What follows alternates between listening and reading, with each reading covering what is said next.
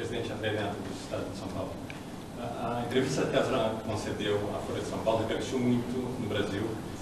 O senador Aécio Neves disse que golpista é o PT e a oposição acusou a senhora de estar passando por cima das instituições brasileiras. Como é que a senhora responde a essas críticas? Olha, primeiro, eu acho que não se trata de eu ficar aqui debatendo o que aconteceu, o que deixou de acontecer. A verdade é a seguinte: em momento algum da minha entrevista eu passei por cima de nenhuma instituição. Nem o TCU ainda deu um parecer definitivo sobre as minhas contas, sequer eles abriram a possibilidade da gente explicar, e nós vamos nos explicar bem explicado. E a mesma coisa o TCE. Então, não passei por cima de nenhuma instituição. Nenhuma instituição se pronunciou. Nesse sentido, é estranho que prejulguem, porque, como eu estou te dizendo, não há uma decisão. Que estranho que se trate como tendo havido uma decisão, quando não houve a decisão. E acho também que é importante que a imprensa esclareça isso. Que instituição que você passa por cima quando não há decisão, não tem como discutir uma decisão que não houve e não tem como prejulgar, posto que não se sabe qual vai ser a decisão dessa instituição. Ao contrário, quem coloca como já tendo tido uma decisão está cometendo, né, eu acho, um desserviço para a instituição, um desserviço para o TCU e para o TSE, porque não há nenhuma garantia que qualquer senador da República possa, muito menos o senhor Aécio Neves, possa prejulgar quem quer que seja ou definir o que uma instituição vai fazer ou não. Respeitar a institucionalidade começa por respeitar as instituições, por respeitar suas decisões e o seu caráter autônomo, soberano e independente. Então, eu quero dizer o seguinte: a gente não fica discutindo quem é e quem não é golpista. Quem é golpista mostra, na prática, as suas tentativas, que começa por isso, prejulgar uma instituição. Não há dentro nem do TCU, nem do TSE, a possibilidade de dizer qual vai ser a decisão, até porque o futuro é algo que ninguém controla, nem eu, nem ninguém. Não gostaria de ter a necessidade de fazê-lo, mas sou obrigado pelas funções que tenho hoje a vir a essa tribuna para responder diretamente à senhora Presidente da República, que há pouco tempo atrás, na Rússia, me brinda com considerações, mais uma vez, absolutamente distantes da realidade. É curioso, presidente Jorge Viana, vemos a Presidente da República num momento grave como esse, porque passa a economia brasileira, e todos nós torcemos para que haja uma integração maior dos BRICS, e isso possa, de alguma forma, favorecer a recuperação da economia brasileira, mas o que nós ouvimos é algo absolutamente fora do sentido. Aliás, me perdoem, como têm sido algumas das últimas declarações da Presidente da República. Diz ela: quem é golpista mostra na prática as tentativas. Vou tentar traduzir, porque nem sempre é fácil fazê-lo. Abro aspas para a senhora Presidente da República.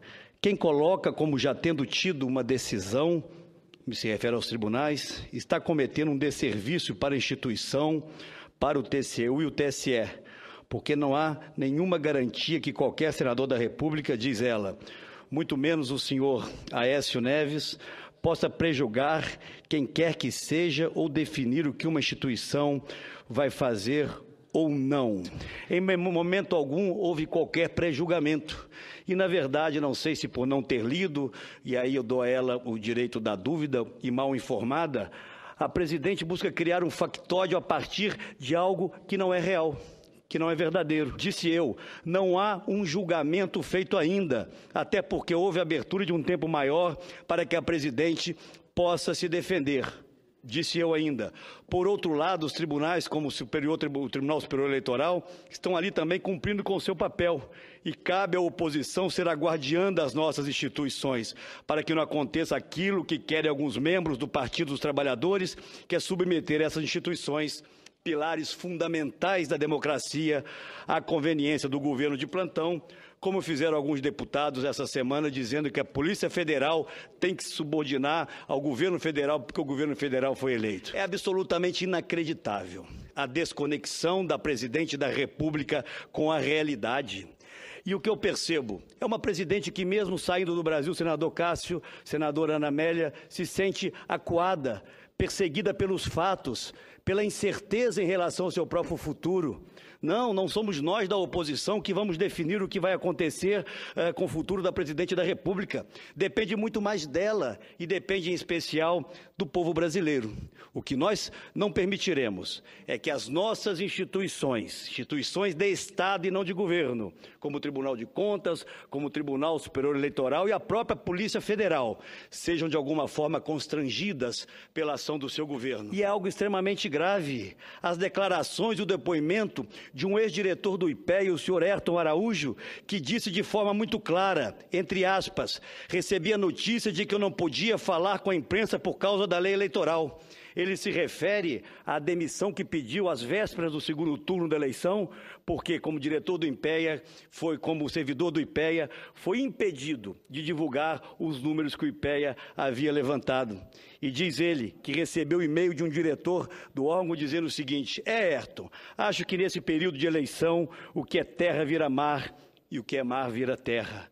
Talvez aludindo àquela expressão que se tornou famosa no Brasil, de que numa eleição se faz o diabo, inclusive esconder, escamotear dados oficiais. Isso aconteceu com o IPEA, isso aconteceu com o IBGE, e nós vamos nos lembrar da grave crise que levou ao pedido de demissão de 2 dos seus diretores, que depois reviram a posição, exatamente porque também o IBGE era ali impedido de mostrar números que interessavam a sociedade brasileira. Perdeu a oportunidade a presidente, neste momento, de dizer, por exemplo, o que acha do bloqueio feito pelo Ministério Público dos bens dos executivos do Postales, do Fundo de Pensão dos Correios, nomeados por ela e acusados de irregularidades que levaram a perdas substantivas deste fundo, infelizmente não apenas dele. Perdeu a oportunidade a presidente da República de comentar os dados de hoje do IBGE, que mostram, através da Pesquisa Nacional por Amostra de Domicílios, a PNAD,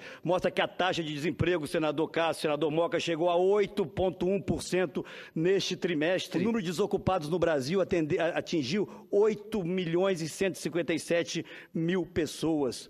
O maior valor de toda a história da PNAD contínua. Perdeu também a oportunidade a presidente da República de comentar os dados da CNI, da Confederação Nacional de Indústria, que mostra, vejam bem, senhoras e senhores senadores, que 50% das indústrias brasileiras demitiram nos últimos 6 meses. Perdeu a oportunidade a presidente da República de comentar qual a sua parcela de responsabilidade para que o índice de inflação alcançasse uma meta ou um patamar jamais alcançado nos últimos 20 anos para esse período. O índice oficial atingiu 0,79% nesse mês de junho. A alta acumulada nos últimos 12 meses chega a 8,89%. É disso que a presidente da República deveria falar, olhar para os brasileiros e dizer que errou, que fracassou, que falhou. E hoje nós temos desemprego recorde, inflação saindo de controle, desaquecimento de toda a economia, juros na estratosfera. Não, senhor presidente, não, senhoras e senhores, isso não é obra da oposição. A oposição não é golpista. E eu desafio a presidente da República a demonstrar em qual momento, em que instante, eu, como presidente do PSDB, dei qualquer declaração que não fosse de respeito à Constituição, que não fosse de respeito à soberania e à independência das nossas instituições. Presidente Dilma, Vossa Excelência terá a oportunidade de se defender, de apresentar as suas razões pelo descumprimento da Lei de Responsabilidade Fiscal, como aponta o relatório do ministro Nardes, ou em relação à utilização de dinheiro de propina na campanha eleitoral, como afirma o delator Ricardo Pessoa. Não fazemos aqui pré-julgamentos, mas eu quero dizer a Vossa Excelência, ninguém, absolutamente ninguém neste país, inclusive a senhora Presidente da República, está acima das instituições. E é por isso que nós cumpriremos o nosso papel dentro dos preceitos constitucionais, para garantir que, apesar do desastre que tem sido o seu governo, o Brasil possa encontrar um futuro de reconciliação com a esperança, com o desenvolvimento e, principalmente, com a verdade dita por seus governantes. Muito obrigado.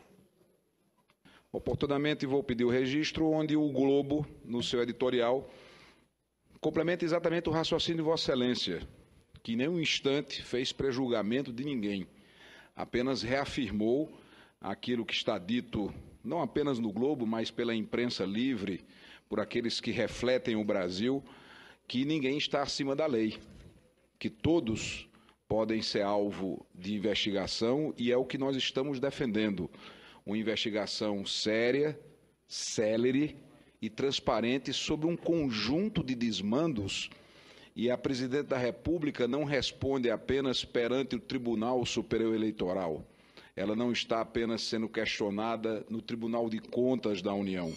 Também responde a representações que foram encaminhadas à Procuradoria-Geral da República num conjunto de esclarecimentos que ela tem a obrigação de prestar à sociedade brasileira. Porque, do contrário, ficará a sensação de que uma campanha eleitoral se repete. Porque não faz muito tempo que, na campanha eleitoral, a Presidente disse, por exemplo, que a taxa de energia iria diminuir 18%. Em alguns casos, a energia já subiu mais de 70% para os brasileiros. Na campanha eleitoral, ela anunciava que teríamos pleno emprego. Estamos vivendo toda essa situação de desemprego. Parece que nada disso é com ela, senhor senador. É verdade.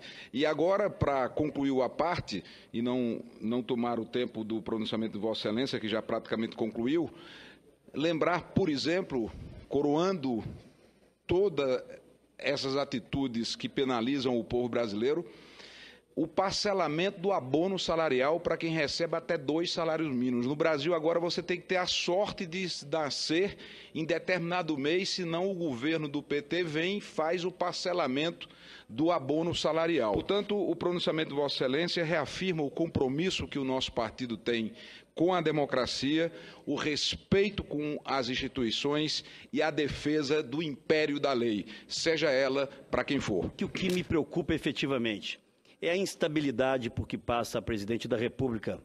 Talvez, acostumada com o que ocorreu na campanha eleitoral, falta mais uma vez com a verdade para acusar a oposição. Não há nenhuma tentativa da oposição de fazer qualquer prejulgamento, isso está claro em todas as nossas declarações. É triste ver a Presidente da República sair do Brasil e, perante outros chefes de Estado, faltar com a verdade. Quero tranquilizá-la. O PSDB estará atento, vigilante, mas sempre, em todos os instantes, respeitando as regras da democracia. A democracia que aí está foi uma conquista de todos nós. E ela pressupõe instituições sólidas, instituições fortes, instituições independentes, que devem fazer o seu trabalho sem qualquer tipo de pressão. E sugiro a ela que economize as suas energias com a oposição. Não levará absolutamente nada.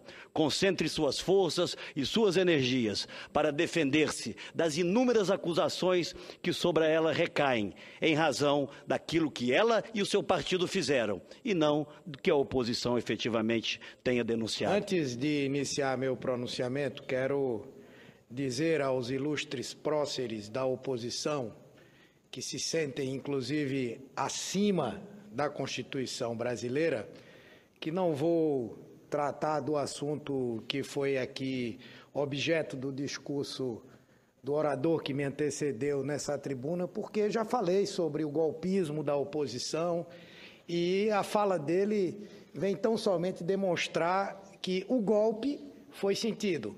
Precisam agora se justificar o tempo inteiro para o Brasil pelo fato de estarem querendo... Vossa Excelência me concede uma parte, por favor, senador Humberto. Depois eu concedo a Vossa Excelência uma parte. Não fuja do debate, não. Vamos não, e não fujo em nenhum momento. Então me conceda uma parte. E aqui já tive a oportunidade essa semana de dar a resposta que os golpistas